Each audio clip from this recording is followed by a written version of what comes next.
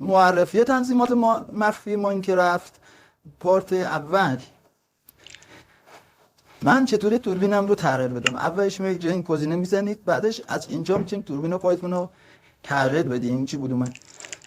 از اینجا میتونید خلاصه دوربین خودتون رو به شکل مختلف تغییر بدید. نمیخوام پشت سر خودمو ببینم. صبر کن.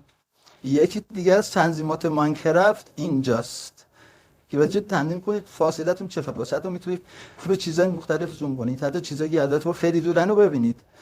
دیدید بعضیا دو ویدیوهاشون این کار میکنن، ویدیو رو کاست میزنن و این تنظیمات رو فعال میکنن و دور رو راحت میبینن.